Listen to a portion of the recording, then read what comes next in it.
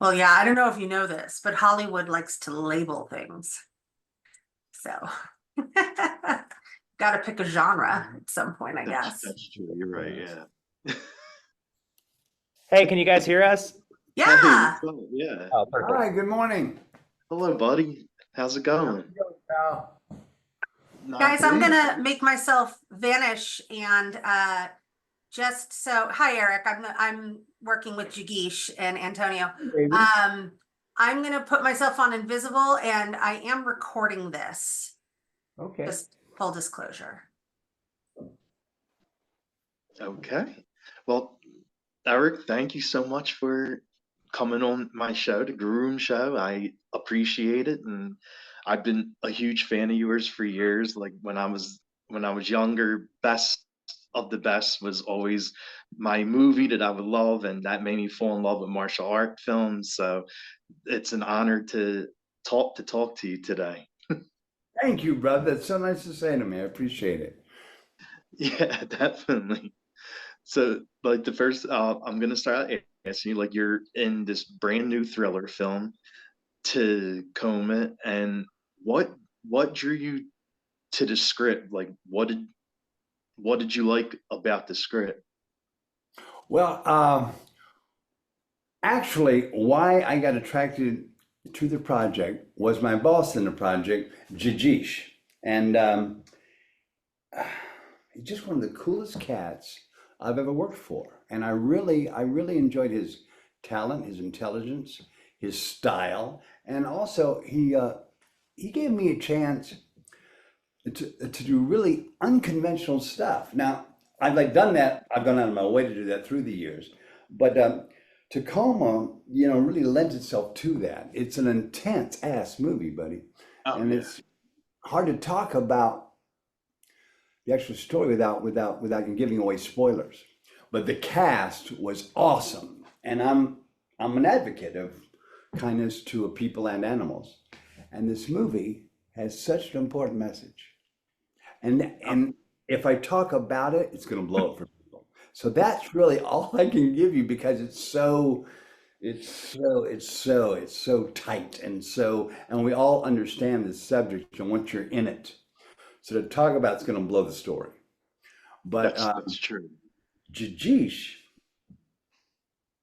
I just can't say enough uh, kind and respectful things about the man. He's the absolute coolest as a director. And I've known a lot of directors, dude. Well, yeah, you've done quite a number of films, right? I've been very lucky. You know what happened was I made 1 to 4 movies a year, all depending on the year and my availability. But then they took film away from us and they gave us digital. Said here you go.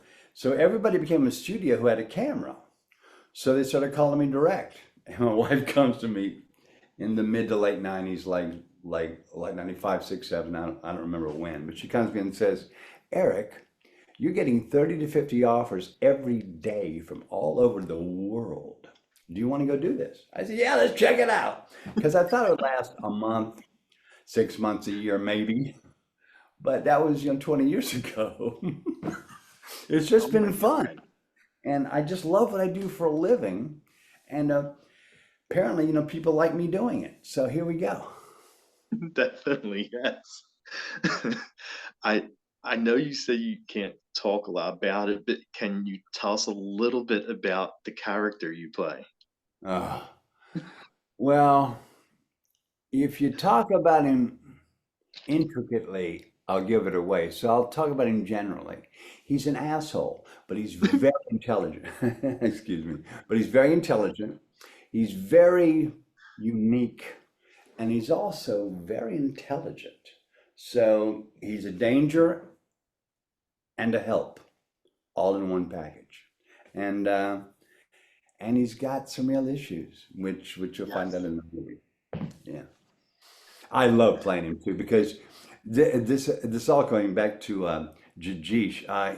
He allowed me cool stuff, man. He allowed me, yeah, Roberts, take that chance. So I did. He said, yeah, it worked good, blah, blah. And then it was great working with him. He was cool, and he was also not afraid. most young directors have fear, and you can't blame them at Yeah. all. That's not a judgment; it's an understanding. But they have fear, and so they don't want to quite. I don't know if I should deviate that much, Eric. That's spooky, you know. But he was like, "Yeah, go with that," and it was just cool, man. And I really admired his courage. Yeah. Wow. And were you allowed to like go off script? Because like for someone like you who's been doing this for long, I'm sure they trust if you see something in the script you think don't work and you want to put it in your your own words. Like Well, were let me you tell you allowed to do that with this one? about me a little bit. I really go out of my way to respect the writer, and I go Hmm. out of my way to also let my director be my boss. Tell me what to do, because that's why I'm here, to be told what to do. What do you want to Yeah. see, and then I'll deliver. And so with those two things in mind, I respected the writing, and I stayed on script. I added some, but I Okay. didn't change anything or improvise out of the blue. Yeah. It was always based on the printed word, and because writers write because they can write. I'm not a writer. I'm not a director. I am an actor, and I'm very proud of that. But I am not a writer or a director, and I don't ever pretend to be, because why should I? Right. And Exactly. and I let my directors be my boss. In fact, I always call my directors boss, so everybody knows how I feel. Hey, boss, what do you want to see? And it's because that's how it should be, buddy. Oh yeah, definitely. And where did you wind up filming at? Like what low locations did you film at? You know what? I made about 30 movies since then. I don't remember right this second. I know I should have looked, for the interview, but I did not, and I don't remember. Do you know by chance Yeah. where I shot this film? The Tacoma one? Tacoma. I don't know. Yeah, we don't remember. I'm sorry. I feel bad. It's all good. Like when you go to film and you go to these like little towns to film at, do you ever get to go out in town and look at places to eat or get a drink or whatever? In the daytime, yes. At night, I don't, because I made a movie called The Best Parts of One and Two once, and they're karate movies. So when I go Yes. into small towns, if I walk into a bar, which I don't because I don't drink, but if I walk into a bar, somebody wants to show me how they know martial arts, and they want to show me on me, and so it's like, whoa, no, come on, dude. And so there are places I don't go just out of common sense because Got you. people are silly. What are you gonna do? That's true. And when you're playing a dark role, like I mean, without like you said, without giving a lot away, like the roles is a little dark, and but how do you get into a mind frame to play a dark role? Well, what you do is you don't look at it as dark or wrong or bad or in like conflict. Hmm. When you play bad guys or disturbed guys, you have to remember they don't think they're bad guys and they don't think they're disturbed. So you Okay. have to maintain that. Otherwise, you're going to hit it on the head, and it's going to be boring and very predictable. So I always why I love bad guys is because is because bad guys never think they're bad.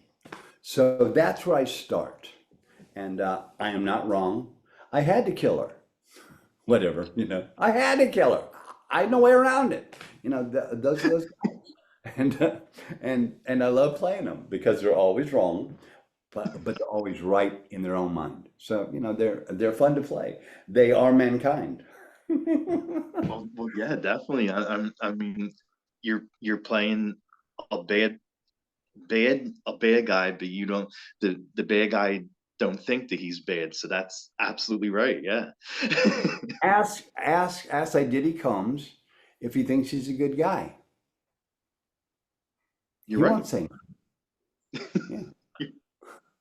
But he's only on my mind because I was watching what's that gossip show? TMZ, and they're Oh, just showing him, yes. beating up his girlfriend at the elevator, and woo, that's kind of rough, man. Hard to watch. No, that was crazy. That was really crazy. And I was always a big Diddy fan, man. I'm like kind of shocked, but anyway. Eliza said it was in Los Oh, Angeles. Oh, it's in Los Angeles. We shot that movie, oh, Tacoma. okay. So it was not a weird town. And when you're on set filming, like especially when you were on set for this film, what do you like doing bud bud between takes? Well, I tell you what, I'm an old-fashioned guy. I arrive on a set after makeup and hair and wardrobe, and I find a place, with a chair, and I stay there all day long. I never leave Oh, the wow. set because that's why I'm there, first of all, and also it shows you respect for my bosses that Eric Roberts is here to work. Here we go, and so I don't have anywhere else I have to be. I'm here for this, and I make that clear. Yeah. Okay. And what did you like most about playing him? Like I said, we all know you can't give a lot away about like what scene you like best and all that, but it, what did you like best about playing him? Okay, there's a scene where I touch food and then I lick my hand because I can't eat it. So I touch the food, I lick my hand, and then I say, I need a glass of wine to go with my hand. And it's just a wonderful moment of absolute powerful indifference towards anybody else anywhere except the self. And that's what this guy is. And that little moment made it, very clear without being obvious. Yeah, nice. And how was like working on the set and working with the cast like? Well, the cast is unbelievable. Everybody was always prepared, always cool, always friendly, always there, like me, and it was satisfying. And I do a lot of movies. Probably 5 out of 10 are not satisfying, but Oh, this was one of the 5 out of 10 that are. And I always judge a movie and my experience in a movie, making a movie, by how I feel after the last shot is done. They say, well, that's a wrap. And am I happy? I was in this movie. Am I happy? If I am, it's probably a good movie. And if I'm not, it's probably not. And I have to say, I have been both many times. um, But on this sure we movie, had, I was very happy when they called Ralph. I thought, made a good movie, and it was a good feel. nice. Was there any like funny or cool stories from the set, like from filming this? There probably are. Uh, uh, it was all so smooth. It went so well that there was nothing, oh no, about any of it. And Yeah. also, Jajish is a pro. So, Hmm. and he was our fearless leader, as good directors are, and he took care of me, buddy. He took care of me. He told me a couple of times, "Don't do that. Do this." Okay, cool. And that's his job. And so we just got along perfectly. I mean, I did my job, he did his, and we blended like hand in glove. Yeah, Wow. yeah. Awesome. And I'm a big horror fan, and I noticed like a lot of your recent films have been horror. And what do you love most about the horror world and the horror fans? I have loved horror films since I was 6 years old, and I watched at the 11:30 movie. I was allowed to stay up to watch a thing called The Tingler with Peter Lorre, and it's about basically a caterpillar about this long and about that wide, and it goes into movie theaters and crawls up your seats and it gets you. Okay, it's six. This was the most spooky thing I'd ever seen in my life. Oh my God, The Tingler. Oh my God, Peter Lorre. Oh my God. And so from that moment to this, I've loved horror films, but as a very serious actor, you're not supposed to do horror films. You know, Hmm. Jamie Lee Curtis had to undo that to be respected as an actor. She's great, but everybody thought she was just a horror queen for a long time. She had to undo that, and that was hard for her. I mean, hard for any of us. And but I've always wanted to make horror films. I was often, no, Eric, you're a serious actor. You can't do horror films. And then now that I've made so many movies, it doesn't matter. I say I'm making horror films because it's fun. And so now whenever there's a good one, I make it. Awesome. I love it. I love it. Yeah. Yeah. Horror is just great. Like I love watching those films. It's so much fun. Me too, you pal. Me too, you. Are there any horror films you like most? Like, are there any horror films you watch a lot? Well, the horror film of all time, of course, is The Exorcist. That's the Oh, movie with the blood. definitely hands That's the down. movie. Your mother rots in hell. I mean, God, we all went, oh my God. And it was just it was perfect. And if you're an advocate of the church or not, you got a little religious. I mean, it was a tough movie. I know it definitely was. And something like I never knew about you. I was like reading it online when you were growing up and you were a kid. You had a Like you, stutter, like and that's you. like Yeah, but you know me. what? That's It what I. was so bad when I was in grammar school. And because you have a stutter, you will identify. You go Hmm. around the room, and everybody reads a paragraph when you first learn how Hmm. to read, and the paragraphs are like 2 sentences long, but everybody reads a little stanza, you know. And I would count the people, count the stanzas, and I would memorize mine. So if like nobody messed up and got skipped, I was home free. But if anyone messed up and got skipped and I was on the wrong paragraph, it was just horrible.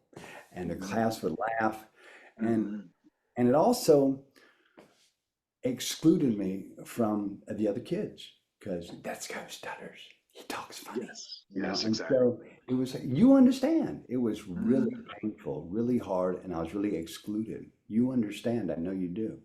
Yeah. And kids are mean, dude. Kids are vicious. And so I you, know. I know. It's horrible, isn't it? yeah, it was hard.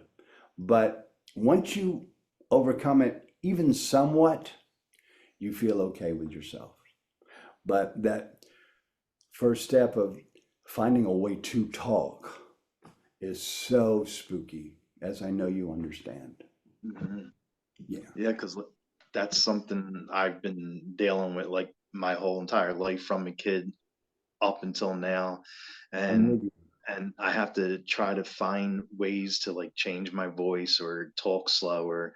And you know, you still get like laughed at and teased like when you Yeah. stutter and stuff, but you know, I learned to work with it a little better. And even like when I do my show, I say I'm the host that stutters when I do the That's host. so cool you do And that. You front load it. That's so cool. Yeah. Because 'cause I also found a method, before I learned about memorization to not stutter. Mhm. I learned to put a little melody in what I was saying. So it was a little song I sang when I said something like, "Can I have the book now, please?" That kind of thing. And it was my little 5-year-old way of like, getting around that. But it sounds weird. So Yeah. come across as strange again in a different way. So it's very difficult to stutter. I know, buddy. But those of us who understand it is not a crime to stutter when we finally get to that. uh, we learn to be okay with it because it's not like not having a hand. It's just that you talk funny, which is Well, yeah, okay. exactly. Yeah. Well, happy to see like you're doing good, like you overcame it and stuff. Well, I didn't totally overcome it. I still have to memorize things to speak perfectly, but Oh, because I'm like you, I have a slight stutter even still, especially if I get nervous or if everybody's saying how great I am. I get all blah blah blah blah blah because it just feels so crazy, and yeah, yeah, yeah. yeah. And when you're not filming, what do you like doing during your free time? Well, I have horses and I have grandchildren and I have a wife. That's a lot of S- responsibility. So And the you don't have a lot of grandchildren, what? What? so you don't have a lot of free time then. Free time's non-existent, dude. No, I don't have any of that. And but uh, two of the grandchildren live across the street. One's 5 and one's 2, and and they're always over here, and they boss me around and they tell me what to do, and sometimes they send me to jail in my closet. Eric, you're going to jail. Go to jail, and they shut the door. Okay, he's in jail. Okay, now you want to get out. Say, I want to get out, and they like tell me what to say and stuff. It's really fun, and they're the bosses, and they boss me around all day, and that's my life as a granddad. Okay, there you go. And what about songs? Like, what kind of music do you like? Like, what's on your playlist? Well, I have one singer-songwriter who's one of the best guitar players on 2 feet, and it's not an opinion, it's a fact.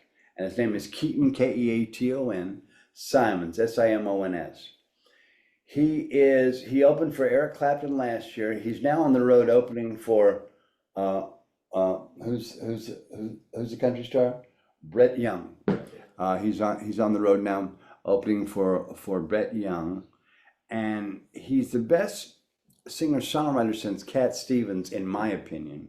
And Wow. this guy is just he like writes those kinds of songs that Cat wrote. That just wow, I understand, and wow, he made me see it better. It's like that, and he's a genius, and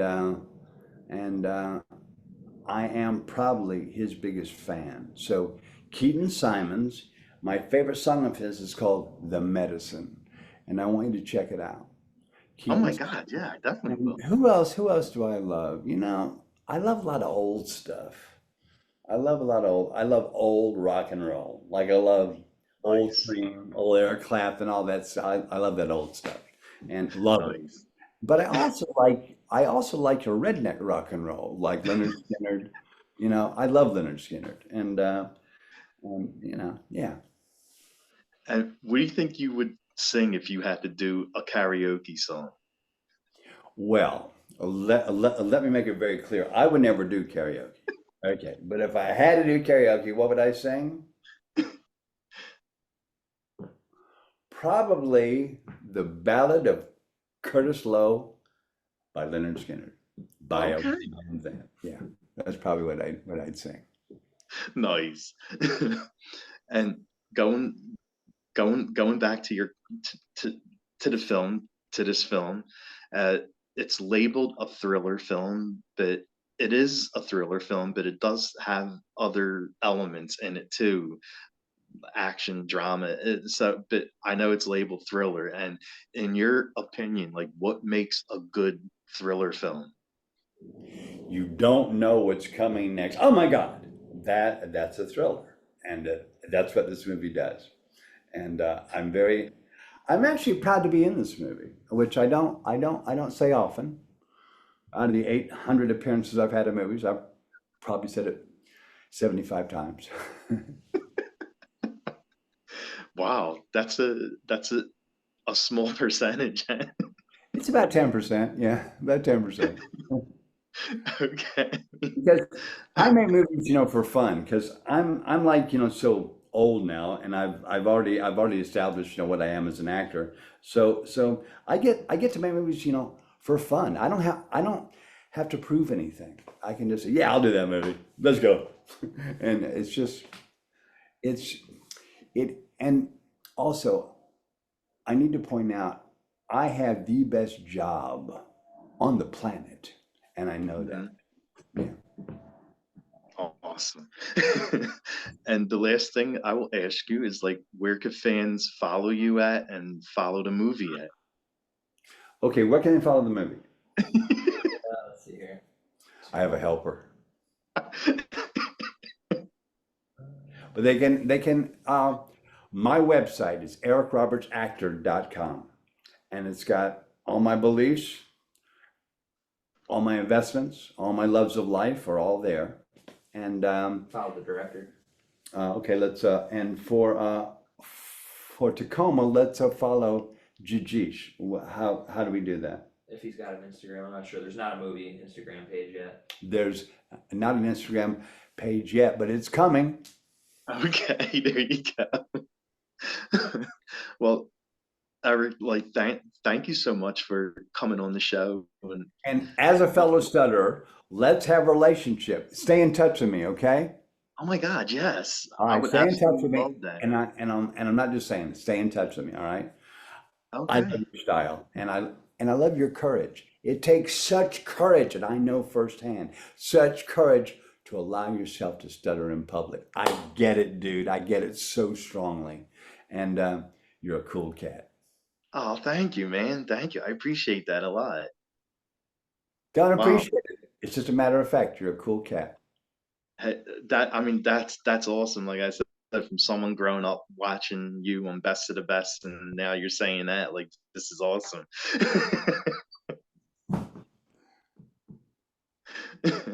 All right, Eric, thanks again, man. I appreciate it. All my love and respect, and all bullshit aside, stay in touch with me, okay? Okay. You have Okay. all the ways how to do it. So do it, okay? Okay. Eric and Love and Rocco, respect. I can put you in touch via email. Yeah, there we Oh, go. sweet. There we go. All right. Oh, thank you. Done. Stay in touch, Thank though. you. Don't just say it and not do it. All right? Okay. Okay. Thanks, man. Thanks, All my guys. love and respect, you cool guy. Peace out. Thank you. Bye.